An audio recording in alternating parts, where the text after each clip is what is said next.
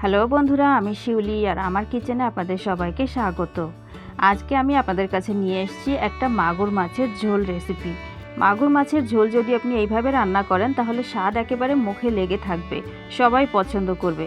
তবে আপনি মাগুর মাছের জায়গায় অন্য যে কোনো মাছ দিয়ে এটা তৈরি করতে পারেন। একবার অবশ্যই ট্রাই করে দেখুন। চলুন তাহলে ঝটপট রেসিপি দেখে নিই। বন্ধুরা, আমি এখানে নিয়েছি 1 কেজি মাগুর মাছ। আমি অবশ্য 3 দিন আগেই এটা নিয়ে এসেছিলাম আর তারপরে আমি ফ্রিজারে রেখে দিয়েছি। আপনি যদি ফ্রেশ নিচ্ছেন তাহলে খুবই ভালো কথা, কিন্তু আমি ফ্রিজারে রেখেছিলাম। যাই হোক, কোনো অসুবিধা নেই। এখন আমরা ফিশ ফ্রাই করব। তো আপনি যদি চান তাহলে প্রথমে নুন হলুদ মাখিয়ে ফিশ ফ্রাই করতে পারেন। আর এই ফ্রাই প্যানে আমি কিছুক্ষণ আগেই বেগুন ভাজা করেছি, তো সেই তেলটা আমি এখন আর নষ্ট করতে চাচ্ছি না, শুধুমাত্র একটা ভিডিওর জন্য। তো এই তেলের মধ্যেই আমি আরও একটু তেল দিয়ে দিচ্ছি। হিট আমি চালু করে দিয়েছি আর দেখুন এখন তেলটা খুব ভালো করে গরম হয়ে গেছে। তো বন্ধুরা, যেটা বলছিলাম যে আপনি চাইলে নুন হলুদ মাখিয়ে ফিশ ফ্রাই করতে পারেন, কিন্তু আমি ডিরেক্টলি এরকমই শুধু মাছটা কোনো নুন হলুদ ছাড়াই ভেজে নেব।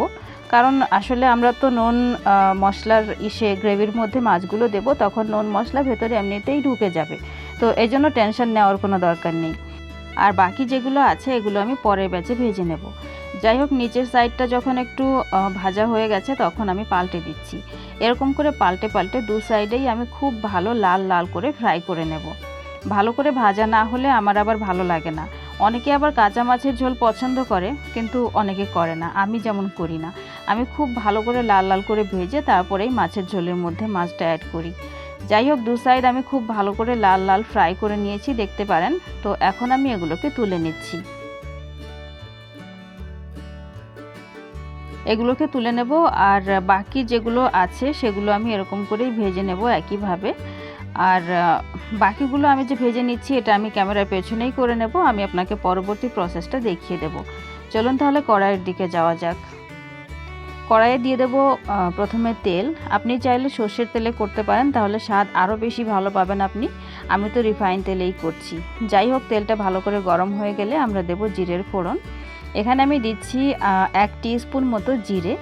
আর এখন দেব কিছু তেজপাতা আর গরম মশলা, মানে গোটা গরম মশলা। তেজপাতা নিয়েছি আর এর মধ্যে আছে দারচিনি, লবঙ্গ, 2টো এলাচ আর চক্রফুলও আছে আর কালো গোলমরিচও আছে। সব কিছু আমি অল্প অল্প করে 4-5টা করে নিয়েছি। আর এলাচ নিয়েছি 2টো। যাই হোক, সব কিছু আমি দিয়ে দিলাম। মশলাগুলো ভালো করে ভাজা হতে দেব। ব্রাউন কালার হয়ে গেলে তারপরে আমি এর মধ্যে অ্যাড করব পেঁয়াজ। সমস্ত কাটা মশলা বাটা মশলা আমি আগে থেকে দেখিয়ে নিলাম না, কারণ এতে অনেকটা সময় চলে যায়, ভিডিও অনেক বড় হয়ে যায়। তো যাই হোক, আমি এখানে 4টে মিডিয়াম সাইজের পেঁয়াজ ছোট ছোট করে কেটে নিয়েছি। পেঁয়াজগুলো অ্যাড করে দিয়েছি আর এখন দেখুন পেঁয়াজের কালারটা ব্রাউন হওয়া শুরু হয়ে গেছে। এখন আমি দিচ্ছি আদা রসুন। এটা আমি কুটে নিয়েছি, 1 চামচ হবে। আপনি চাইলে পেস্টও ব্যবহার করতে পারেন। আমি একেবারে তাজা নিয়েছি আর এক্ষুনি কুটে নিয়েছি। আদা রসুনের কাঁচা গন্ধটা চলে যাওয়া পর্যন্ত একটু নেড়েচেড়ে ভেজে নেব। তারপরে আমরা এর মধ্যে অ্যাড করব টমেটো। তো দেখুন, আমি এখানে 2টো মিডিয়াম সাইজের টমেটো পিষে নিয়েছিলাম মিক্সারে করে, একটু জল দিয়েছি।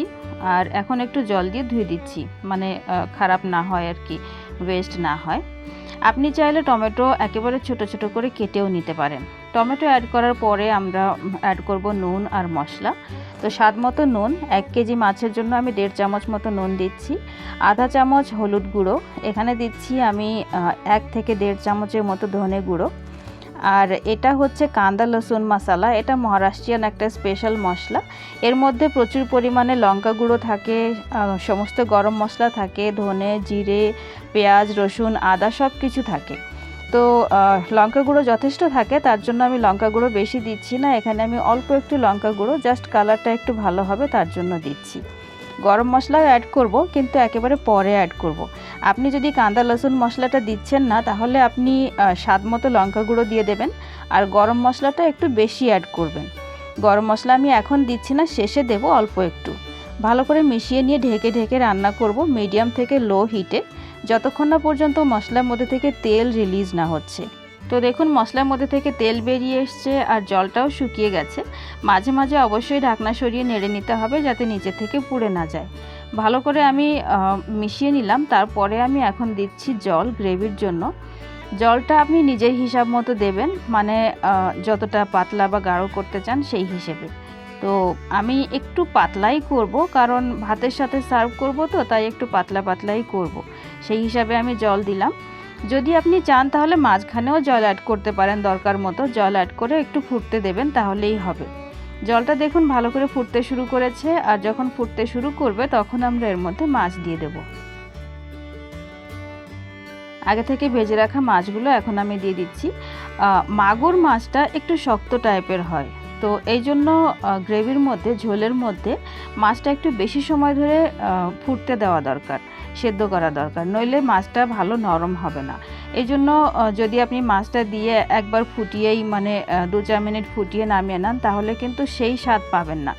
তার জন্য মাছটা দেওয়ার পরে আমি ঢেকে দিচ্ছি, আর মোটামুটি 15 মিনিট পর্যন্ত আমি মিডিয়াম হিটে রান্না হতে দিচ্ছি। তো 15 মিনিট পর্যন্ত আমি ঢেকে ঢেকে রান্না করেছি। মাঝে দুবার আমি ঢাকনা সরিয়ে নেড়ে নিয়েছিলাম। আর এখন দেখুন মাছগুলো খুব ভালো করে নরম হয়ে গেছে। এখন আমি শেষের দিকে দিয়ে দিচ্ছি কিছু ফ্রেশ ধনেপাতা কুচি, আর দেব আমি একটু গরম মশলা আর একটু কসুরি মেথি।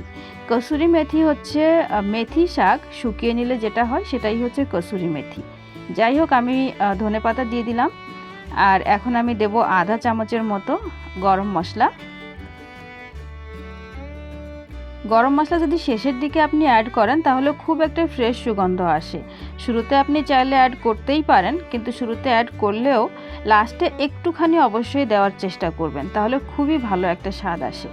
আর এই হচ্ছে ভাজা কসুরি মেথি, মানে কসুরি মেথি আগে থেকে আমি শুকিয়ে রেখেছি, আর তারপরে একটু ভেজে নিয়েছি, ভেজে তারপরে এখন গুঁড়ো করে দিয়ে দিলাম।